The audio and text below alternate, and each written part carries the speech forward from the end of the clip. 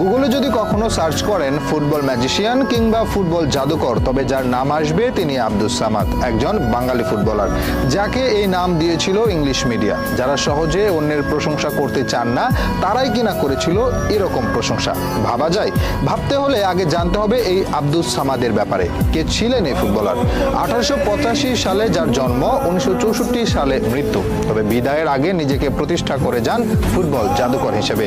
তার football career নিয়ে যতটা আগ্রহ মানুষের, তার চেয়েও বেশি অবাক করা কাণ্ড করতেন মাঠে বসে। বলা হয় তিনি কখনো মাঠে মনোযোগী ছিলেন না, আনমনে ঘুরে বেড়াতেন, মাঠের মাঝে বাদাম খেতেন, যখন ইচ্ছে হতো গোল করতেন। সবার কাছে গোল যখন আরাধ্য ব্যাপার, তার কাছে যেন ইচ্ছের মতো, মন চাইলে গোল করব, না চাইলে করব না, এরকম একটা স্বভাব নিয়েই পার করেছেন ক্যারিয়ার। তার জীবনে একটা অন্যতম এক অদ্ভুত কাণ্ড হচ্ছে, একবার রেফারিকে চ্যালেঞ্জ করেন গোল পোস্ট ছোট বলে। লড়াইটা ছিল ইন্দোনেশিয়া একাদশ আর ভারতীয় একাদশের মধ্যে। তুমুল প্রতিদ্বন্দ্বিতাপূর্ণ ম্যাচে খেলছে দুই দলেরই তুখোড় সব খেলোয়াড়। চেষ্টা চালালেও কোনো পক্ষই গোল করতে পারছে না। ঠিক সেই সময় ভারতীয় দলের একজন খেলোয়াড় প্রতিপক্ষের কয়েকজনকে সুন্দরভাবে কাটিয়ে শট করলেন গোল পোস্টে।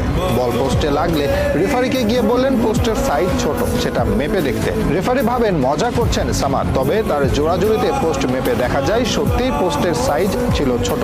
এরপর পোস্ট ঠিক করার পাশাপাশি তার শটকে ধরা হয় গোল হিসেবে। প্রচলিত ছিল মনে চাইলেই গোল করতে পারতেন তিনি, গোল ছিল তার ইচ্ছের ব্যাপার। একবার তৎকালীন ভারত খেলতে নামে চীনের বিপক্ষে, ইনজুরির জন্য বেঞ্চে রাখা হয় সামাদকে। তবে প্রথমার্ধেই 3-0 গোলে পিছিয়ে পড়ে ভারত। কোচের কাছে অনুরোধ করেন তাকে নামতে দিতে, যদিও ঝুঁকি নিতে চাননি কোচ। তিনি অনুরোধ করেন 15 মিনিটে 4 গোল করে উঠে যাবেন, এবং সত্যি 15 মিনিটে 4 গোল করেন এই ফুটবলার। অতীতে কলকাতা একাদশ ও ইংল্যান্ড একাদশের মাঝে খেলা হতো, তিনি একবার চ্যালেঞ্জ ছুড়ে দিলেন, এবার ইংল্যান্ডকে হারাবে তারা।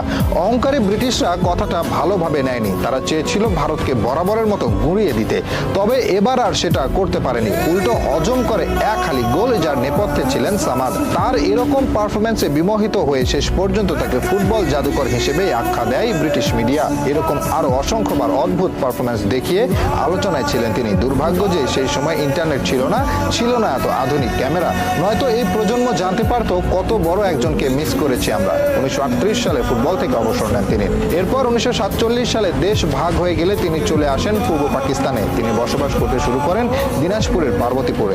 জীবনের বাকিটা সময় এখানেই কাটে তার। এখানেই মারা যান 1964 সালে। এই প্রজন্ম মেসিকে জাদুকর ভাবলেও অতীতের জাদুকর হিসেবে পেলে, ম্যারাডোনা আখ্যায়িত হলেও ফুটবলের আসল জাদুকর ছিলেন এই আব্দুস সামাদ।